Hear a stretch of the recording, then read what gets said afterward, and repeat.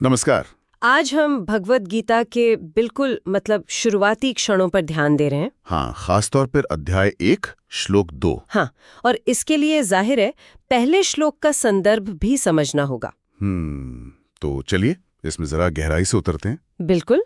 तो जैसा हमें पता है, ये सब कुरुक्षेत्र के युद्ध के मैदान पर हो रहा है और इसकी शुरुआत होती है धृतराष्ट्र के सवाल से। हाँ, जो पहले श्लोक में है। सही। वो नेत्रहीन राजा हैं और अपने सारथी संजय से पूछते हैं, हे संजय, धर्म क्षेत्र कुरुक्षेत्र में युद्ध के लिए जो इकट्ठे हुए हैं, मेरे और पांडु के पुत्रों ने क्या किया? पहला सवाल ही यही है कि हुआ क्या। हाँ, और ये जो दूसरा श्लोक है वो दरअसल संजय का सीधा जवाब है। यहीं से वो आंखों देखा हाल बताना शुरू करते हैं। अच्छा, ठीक वैसा ही जैसा धृतराष्ट्र जानना चाहते थे। बिल्कुल। ये बस एक जवाब नहीं है, ये एक पूरी कहानी की एक वर्णन की शुरुआत है। को ही देखते हैं। श्लोक है, संजय उवाच दृष्ट्वा तु पांडवानीकम व्यूढ़म दुर्योधनस्तदा आचार्यमुपसंगम्य राजा वचनमब्रवीत। तो यहाँ क्या हो रहा है उस पल में? हाँ, तो इसका जो भावार्थ दिया गया है वो ये है, संजय कह रहे हैं, हे राजन, पांडवों की सेना को व्यूह रचना में सजा हुआ देखकर। व्यूह रचना में सजा हुआ देखकर? अच्छा। हाँ, दृष्ट्वा तु पांडवानीकम व्यूढ़म।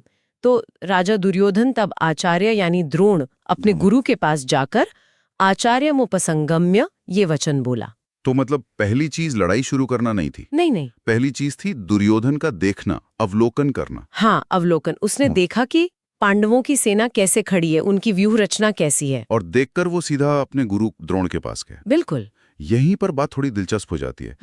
सिर्फ देखा नहीं, देखकर सीधा आचार्य के पास जाना, इसमें क्या खास है? हाँ, ये श्लोक दुर्योधन के प्रतिक्रिया पर फोकस करता है।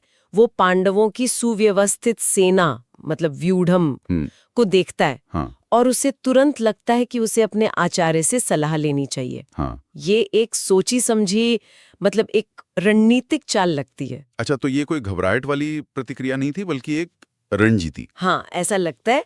शायद पांडवों की तैयारी देखकर उसे लगा कि भाई कुछ करना पड़ेगा, कोई जवाबी रणनीति बनानी पड़ेगी, या कम से कम सलाह तो लेनी ही चाहिए।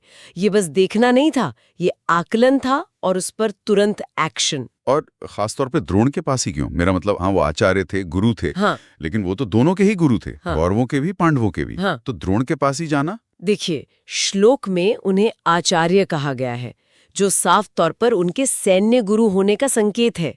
युद्ध के मैदान में अपने सबसे अनुभवी सैन्य सलाहकार के पास जाना ही सबसे लॉजिकल कदम है ना? हाँ, ये बात तो है। स्रोत ये नहीं बताता कि दुर्योधन के मन में क्या चल रहा था या रिश्तों की जटिलता क्या थी, लेकिन एक राजा के तौर पर एक मुश्किल स्थिति देखकर वो अपने प्रमुख रणनीतिकार के पास गया, मार्गदर्शन के लिए। हाँ, मार्गदर्शन के लिए। ये उसके नेतृत्व का तरीका दिखाता है।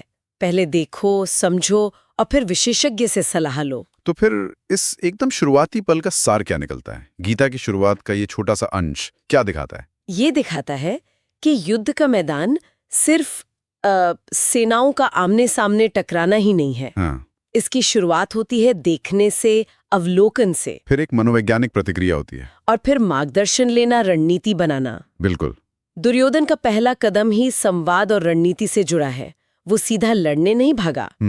और अगर हम इसे पूरी तस्वीर में देखें तो ये जो शुरुआती प्रतिक्रिया है और द्रोण के पास जाना, ये आगे जो बातें होंगी, जो संवाद होगा, उसकी जमीन तैयार करता है। अच्छा, ये आगे की घटनाओं का मंच तैयार कर रहा है। हाँ, बिल्कुल। ये युद्ध शुरू होने से पहले ही दुर्योधन का नजरिया, उसकी सतर्कता और शायद उसकी चिंताएं भी दिखाता है। और ये सब धृतराष्ट्र के उस पहले सवाल का जवाब है कि क्या किया। हाँ, बिल्कुल। संजय बता रहे हैं कि ये हुआ। पहला कदम रणनीतिक सोच का था। ये वाकई एक बहुत गहरी शुरुआत है। सिर्फ 2 श्लोकों में इतना कुछ, किरदार की सोच, युद्ध की तैयारी। हाँ, ये सोचने पर मजबूर करता है कि पांडवों के इस व्यू रचना में ऐसा क्या खास रहा होगा जिसने दुर्योधन को तुरंत द्रोण से बात करने पर मजबूर किया। ये एक दिलचस्प सवाल है आगे सोचने के लिए। बिल्कुल। इस पर आगे विचार किया जा सकता है।